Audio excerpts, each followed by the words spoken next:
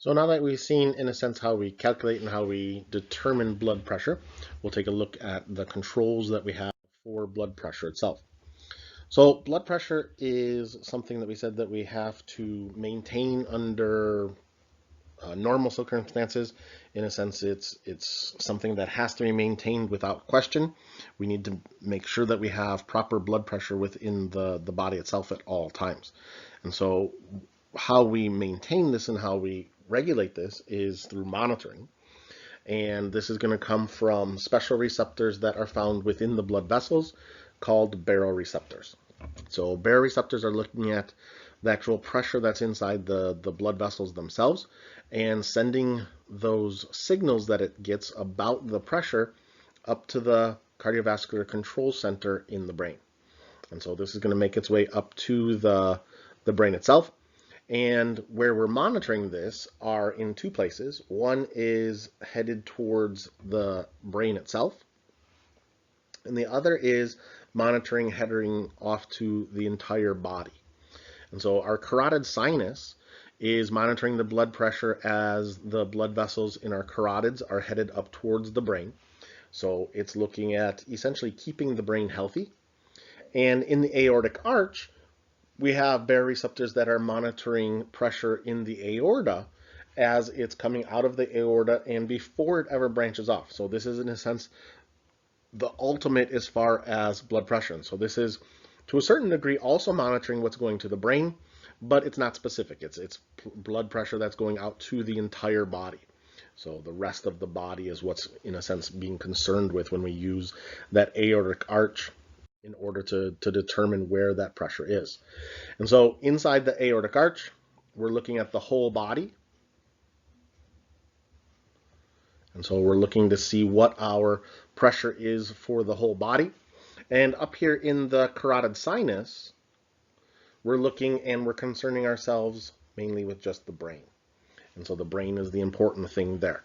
And as we go from laying down to sitting up, as we go from standing to laying down, things like that, those receptors are monitoring what that pressure is and making very quick changes via the control centers in the brainstem to determine what it is that we need to do. Do we need to do vasoconstriction, vasodilation?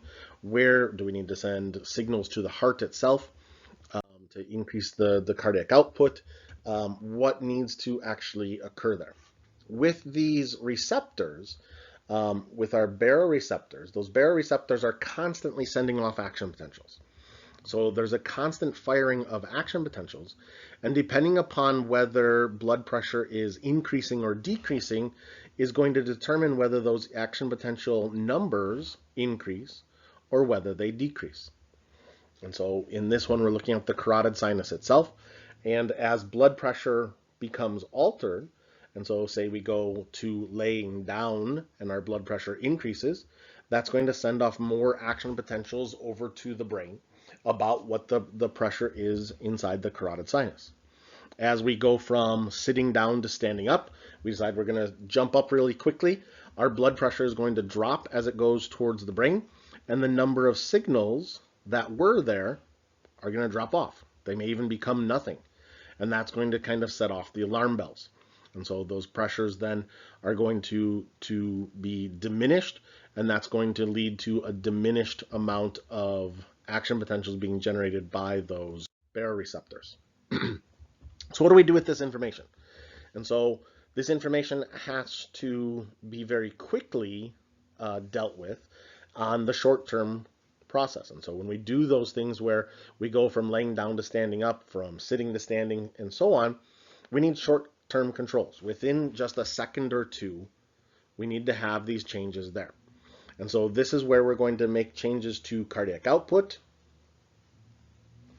and peripheral resistance so that we change where that baroreceptor is. And so if its action potentials have decreased, we can bring them back up. Or if they've increased, we can bring them back down relatively quickly. And that allows us to move throughout our day. This is doing our general things where we change body position, we change activities, we increase our activity, decrease our activity, and so on.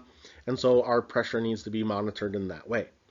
But there's also that more long-term control changes that occurs there as well. And this comes primarily in the form of altering blood volume, which means that the kidneys are getting involved. And so the kidneys are going to be there for either increasing or decreasing urine output, depending upon whether our blood pressure is elevated or decreased. And same thing going for thirst. If we're dehydrated and our blood pressure is low, we're going to have more thirst and we're going to have more desire to drink. And at the same time, our urine output is going to go down so that we can alter that blood volume and bring that blood volume back up potentially. If blood pressure is elevated, then we're going to do just the opposite. There's going to be no desire to drink, or less desire to drink, and there's going to be more urine output in order to control those long-term processes. And that gets a little bit more into the endocrine system and the kidneys, and those we'll talk about more when we get into those chapters themselves. So blood pressure in itself is also dictated by the nervous system. And so the nervous system plays a big role in the overall blood pressure that is going to occur as well. And we've seen this before, that in a sense for our parasympathetics, we generally get a decrease in blood pressure. And for our sympathetics, we get an increase in blood pressure. And so it all just depends upon what is going on at that particular time. Most of the time, our blood pressure is going to be being lowered for things, and so we're going to be more in that rest and digest phase more than anything else throughout the day. But at times, sympathetic output is going to increase, and this may lead to vasoconstriction. This may lead to increased contraction of the heart, increased heart rate within the body itself, increased venous return in there, all of which is going to lead to that increase in blood pressure over time. Sympathetics, if somebody is more stressed out, they've got sympathetics around more often, they may lead to an increase in blood pressure over the long term. And so they're going to have problems with blood pressure being elevated simply because of that increased sympathetic state. When it comes to blood pressure, when we're monitoring blood pressure, the blood pressure, if it becomes elevated, is going to lead to a change in carotid sinus and aortic arch output. So blood pressure is elevated. Those two start to go up. We get more signals going to the brain. From there, our cardiovascular center is alerted. The cardiovascular center then sends information down to decrease sympathetic activity. That's going to then allow for us to decrease cardiac output, to cause our vasoconstriction to decrease. So we're going to decrease that there. And parasympathetic activity is going to be elevated, all of which is going to allow us to decrease our blood pressure in the end. And so our heart rate goes down, stroke volume goes down, cardiac output goes down.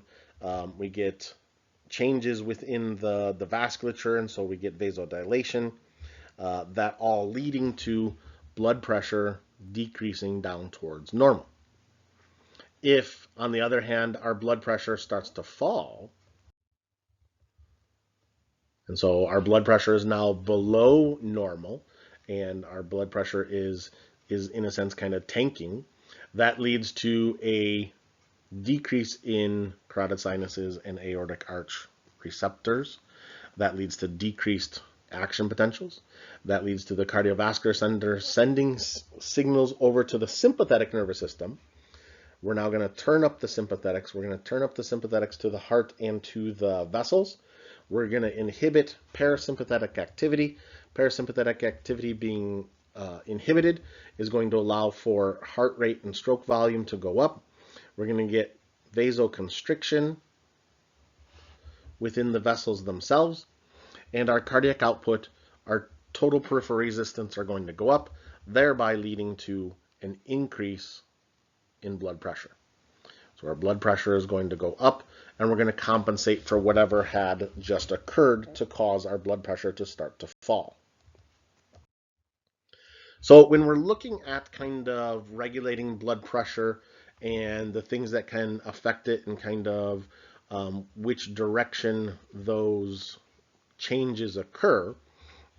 When we change blood pressure, if we were to increase our heart rate, we would lead to an increase in blood pressure. If we decrease it, we then decrease our blood pressure. If we increase stroke volume, that then leads to more blood going out. So increased stroke volume is going to lead to a rise in blood pressure, but a decrease in stroke volume is going to lead to a decrease in blood pressure on those. Vasoconstriction is going to lead to it elevating. Vasodilation going down, so we make more room in the blood vessels that is there. If we have blood kind of staying out in the system, so staying and pooling in the veins themselves, our blood pressure is then going to start to fall. But if we turn that around and do some increased return, our blood pressure gets to go back up. Sympathetics always cause an increase in blood pressure. Parasympathetics giving us a decrease in blood pressure. In terms of amount of volume, so if we're gaining blood volume because we're increasing our, we were in an accident or something and we're in the hospital, they hook up an IV and we start to increase our blood volume, that's going to increase the amount of blood pressure that we have. If we're losing blood, we've got to bleed somewhere and blood is leaving our body, or not necessarily even leaving our body, but at least we're bleeding out into a body cavity somewhere. That's going to lead to a decrease in blood pressure. An increase in physical activity, and so we get up and we become more active, is going to lead to an increase in pressure because that's going to lead to our increased cardiac output. And then if we decrease physical activity, we do just the opposite and things start to slow back down again as we look at those there. Hormonal control. Again, we'll talk about this a little bit more when we get into the endocrine system and the urinary system.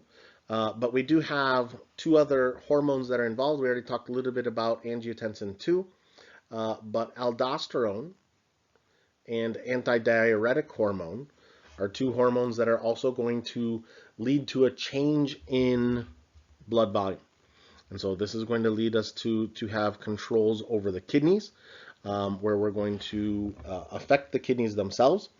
And both of these are going to lead to a retention in water. And so we're going to pull water back into them. At the same time, this is also going to lead in terms of them, we're going to see sodium coming back in. So we're going to get a salt retention as well coming back into there. And so both are going to help in the maintenance of our overall blood volume. And by controlling blood volume, we can then control blood pressure.